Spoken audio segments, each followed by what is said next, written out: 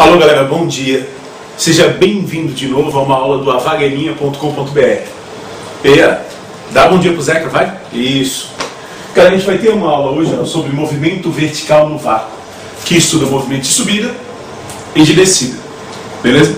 Antes da gente começar a ver como é que se resolve problemas de movimento vertical, vamos ver como é que evoluiu esses conceitos para explicar a queda dos corpos.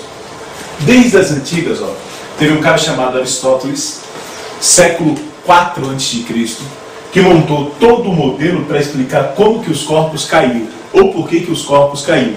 Beleza? Então, lembrar o seguinte, né?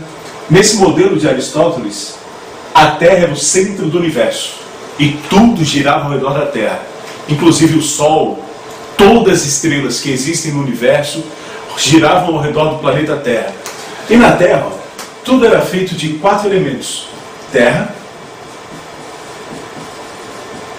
água, ar e fogo. Existia até um quinto elemento. Ô Zé, que eu já vi isso. Galera do desenho do Capitão Planeta, lembra? Terra, água, ar e fogo, os 4 elementares. Existia um quinto elemento. Coração, Zé? Não, né? Nada de coração. Existia um elemento chamado de éter. Mas esse elemento existia apenas no espaço. Todo o espaço fora da atmosfera terrestre seria feito desse elemento especial, éter, que é um elemento que não tinha peso. Beleza? E esses outros 4 que existiam na Terra, eles apresentavam peso. Aliás, existia uma escala do mais pesado para o mais leve. Quanto mais a gente vai subir nessa tabela aqui, mais pesado é o elemento. Então o elemento mais pesado de todos é a terra, depois a água, depois o ar e depois o fogo. E segundo Aristóteles, a terra é o lugar das coisas impuras e imperfeitas. Impuras pelo seguinte, para ele todo o corpo na terra era uma mistura desses 4 elementos. O Zeca, por exemplo, seria feito de terra, água, ar e fogo. A cadeira, a câmera, o seu computador feito de terra, água, ar e fogo. Alguns corpos teriam mais terra, outros mais água, outros mais ar, outros mais fogo, e isso determinaria o peso dele. Quanto mais terra tivesse o objeto, mais pesado ele seria. Quanto mais ar ele tivesse, ou mais fogo, mais leve ele seria. E com isso ele conseguia explicar o movimento dos corpos. Ele dizia o seguinte, quanto mais pesado o elemento, mais no centro do universo ele fica. Então, se a Terra fosse o lugar das coisas puras, se esses elementos não tivessem misturados, o centro do universo seria feito de terra. Beleza? Por fora da terra a gente teria água, depois o ar e depois o fogo. E lá fora um elemento especial sem peso que é o éter, que eram feitos estrelas, planetas, sol, etc. A lua era feita de éter, ok? Então, cada elemento teria um peso. E eles estariam divididos em camadas no universo. O negócio é que na Terra é tudo meio misturado, Se o cara cavar na Terra, acha um pouquinho de água. Se o cara deixar a água do mar parada, ela acumula um pouco de terra. No fundo, um pouco de terra. Tem ar para o peixe respirar. Então, ele dizia que o problema da Terra é que ela era impura. Os elementos sempre apareciam misturados. Mas mesmo assim, mesmo os elementos os corpos sendo impuros, existia um lugar natural para eles. Por exemplo, essa caneta, segundo Aristóteles, apesar dela ter um buraco, ter ar, ela era feita basicamente de terra, que ela é sólida. Se eu soltasse essa caneta, ela iria fazer o quê? Cair. Beleza? Por que ela ia cair? Porque o lugar natural da Terra era no centro do universo. Então, se eu soltasse a caneta, ela simplesmente iria para o seu lugar natural. E ele chamava isso de movimento natural. A caneta subir não era natural, Para a caneta subir eu teria que fazer força. E ele chamava esse movimento de subida de movimento forçado. Então, para eles, os movimentos eram divididos em naturais e forçados.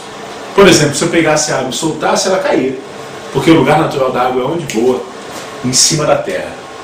Se eu acendesse a chama de uma vela, essa chama apontaria para onde? Para cima. Porque o lugar natural do fogo é em cima. Beleza? Isso vai explicar até coisas mais complicadas, Por exemplo, segundo Aristóteles, Por que na hora que a gente põe a água a ferver, o vapor de água sobe? Isso, né? Para ele, o vapor de água sobe porque a gente estaria misturando o elemento água com o elemento fogo. Quando tivesse muito fogo misturado no elemento água, essa mistura aqui ficaria mais leve do que o ar e subiria. Legal, né? E chegando lá em cima, a água esfriava. Perderia que elemento? Fogo. Quando ela perdesse muito fogo, ó, essa mistura ficaria de novo mais pesada do que o ar e desceria. E daí aconteceria a chuva. Então, para ele, ó, a mistura desses 4 elementos explicava todos os movimentos de subida e descida. Certo? Claro que para ele é o seguinte, né? Quanto mais pesado fosse o corpo, mais tendência ele teria de ir para o centro da Terra. E, consequentemente, mais rápido ele cairia. Né? Fazendo uma analogia, ele falava o seguinte, ó, se o cara tivesse uma pedra de 100 quilos e uma pedra de 1 quilo e soltasse, a pedra de 100 quilos cairia mais rápido. Por quê? Porque ela tem mais terra. Se ela tem mais terra, ela tem mais vontade para o seu lugar natural, então vai mais rápido. A de 1 quilo tem menos terra, menos vontade, então ela cai mais lentamente. Segundo Aristóteles, ó, quanto mais pesado o corpo, mais rápido ele cairia. Cara, muito tempo depois, aparece um cara chamado Galileu. Esse cara aqui é bacana, né? Ele vai lá e detona toda a mecânica aristotélica. Ele não chega a criar uma nova, né? Ou pelo menos não totalmente, quem faz isso é Newton, mas ele pelo menos derruba as ideias de Aristóteles. Ele prova que elas não possuem fundamento, beleza? Pelo menos não fundamentos experimentais. Aliás, ele é um dos primeiros caras a usar experimento para comprovar uma teoria científica. Não observação Aristóteles já fazia, né? Ele observava a pedra caindo, a água caindo, a chama da vela subindo, mas ele começou a realizar experimentos para provar uma teoria científica. Ó, segundo Galileu, ó, uma das coisas que ele derruba é isso daqui, né? O mais pesado não necessariamente cairia mais rápido. Tá ok? Aliás, ó, ele faz uma experiência mental para justificar isso. Diz até a lenda que ele subiu no alto da Torre de Pisa, soltou 2 pedras. A maioria dos historiadores fala que isso não aconteceu. Tá ok? Que isso foi uma invenção da época que virou um folclore. Na verdade, ó, Galileu tem no livro dele uma experiência mental. Ele falou assim, vocês estão falando que o mais pesado cai mais rápido? Então tudo bem. Vamos imaginar o seguinte, ó, eu tenho aqui uma bola de ferro A e uma bolinha de ferro B. Ok? As duas estão numa mesma altura em relação à superfície da Terra. Mesma altura aqui, ó. Tá? Só que a bola A tem 10 kg. 10 kg. Beleza? E a bola B, ó, tem 1 kg. Ok? Segundo Aristóteles, né? Se eu soltasse as duas, quem é que chegaria mais rápido no chão? A bola A. Porque ela tem massa maior, ela é mais pesada. Se ela é mais pesada, ela deveria cair mais rápido.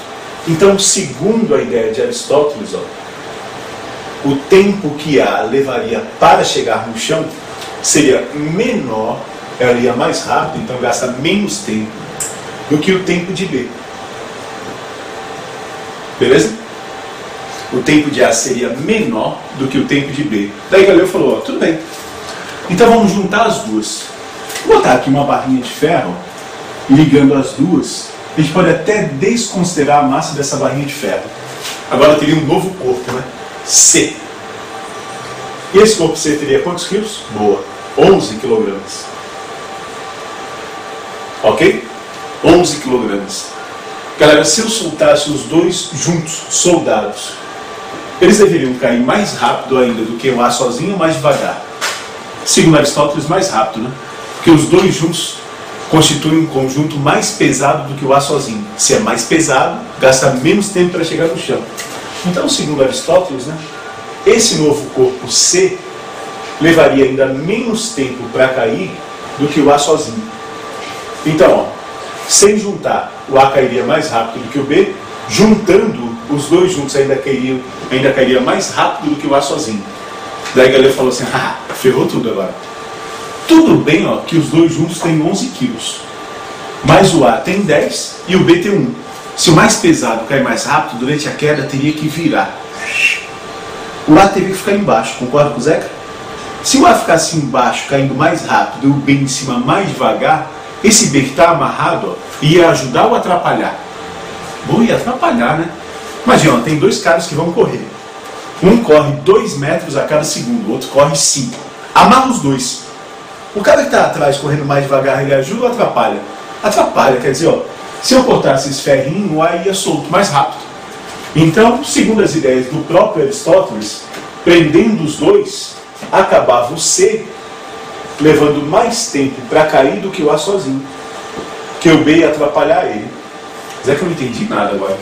Isso mesmo, ó. Galileu mostrou que as ideias de Aristóteles davam problemas, certo? Elas criavam o que a gente chama em física de paradoxo, que não tem como resolver. Pensando igual a Aristóteles, o corpo A preso com B em uma situação cairia mais rápido do que o A sozinho, e, pensando de outra maneira, cairia mais devagar do que A sozinho. Como paradoxos não podem existir, né? Galileu mostrou que Aristóteles estava errado. Se fosse pensar igual a Aristóteles, ó, ia acontecer esse paradoxo aqui, ó. Pensando de uma maneira, os dois juntos cairiam mais rápido, pensando de outra, os dois juntos cairiam mais devagar. E detalhe, né? Para não acontecer esse paradoxo, a única solução é se o tempo de queda dos dois corpos fossem sempre iguais. Bacana isso, né? O cara não precisou nem fazer a experiência, só mandou a galera pensar e provou que o tempo de queda dos dois corpos teriam que ser iguais, que eles não poderiam cair em tempos diferentes. Galileu descobriu mais, né? Ele continuou fazendo pesquisa e descobriu que se eu conseguir eliminar o atrito com ar, porque o atrito com ar é desgraçado nessa hora, né? Beleza? Por exemplo, ó, a gente vai fazer uma experiênciazinha que a gente vai soltar um caderno e uma folha. Se eu conseguir eliminar o atrito com ar, os dois caem exatamente ao mesmo tempo no chão. Mas o atrito com ar atrapalha. Se eu soltar eles separados, tal, e com o atrito incomodando, a gente vai ver que o caderno chega antes. Então, na verdade, todas as ideias de Galileu que a gente vai estudar, ó, são considerando, ou melhor, desconsiderando o atrito com ar. Como se a gente estivesse na Lua, sem atmosfera nenhuma, no vácuo. Beleza? Então, Galileu fez estudos, né, desconsiderando o atrito com ar. Ele descobriu que todo o corpo, ó, ele cai com uma aceleração constante. A gente já viu o que é a aceleração, né? A aceleração é uma grandeza que mede a rapidez com que a velocidade muda. E essa aceleração próxima à superfície da Terra, ela ganhou um nome especial, beleza? Foi chamada de aceleração da gravidade, porque é causada pela força da gravidade, e vale aproximadamente 9,8 metros por segundo ao quadrado.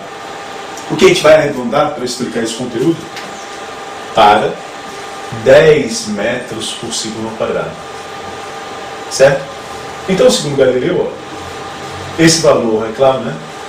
Ele foi sendo aperfeiçoado, isso aqui foi feito um pouquinho depois de Galileu. Todo o corpo, quando sobe e desce, ele varia sua velocidade uniformemente. Na subida, ele diminui a velocidade sempre com a mesma rapidez.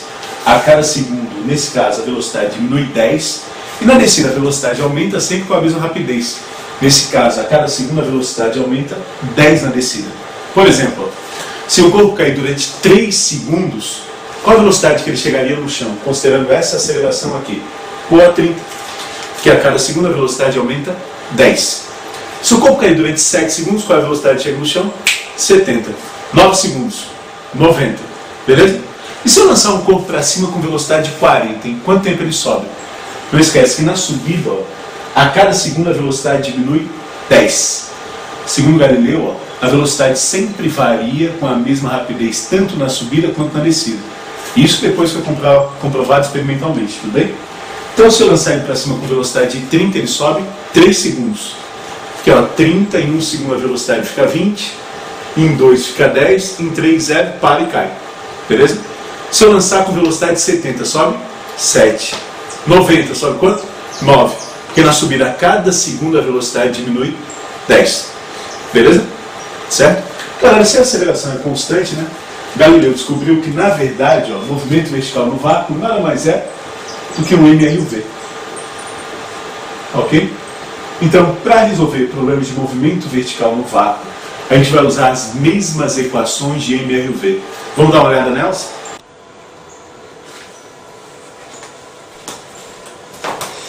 Galera, então, se o movimento vertical é um MRV, ou seja, né, um movimento com aceleração constante, e nesse caso fixa, na superfície da Terra a gente vai usar, por enquanto, sempre 10 metros por segundo ao quadrado, a não ser que o problema mande usar um valor diferente. Claro que para cada planeta esse G vai variar, ou para cada corpo celeste.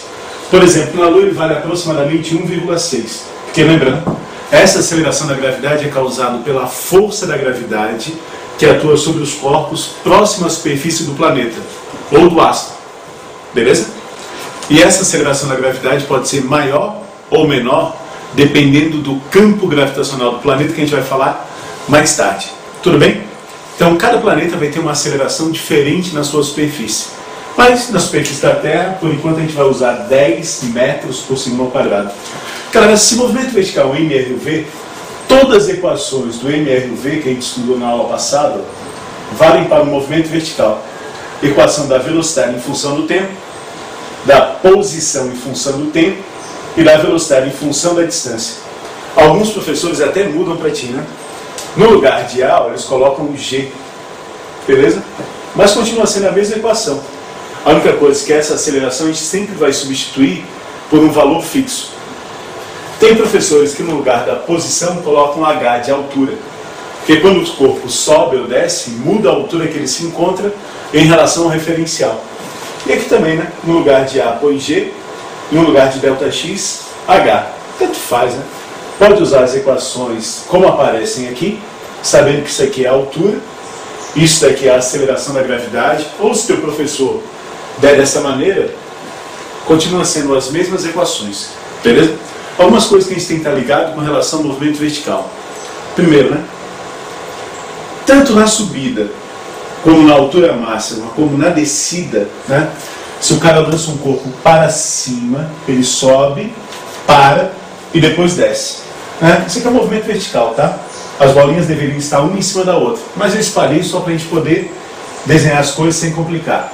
Então, tanto na subida, como na altura máxima, como na descida, a aceleração do corpo é sempre a mesma. Isso é importante. Por que, Zeca? Porque ele descobriu que a aceleração é constante.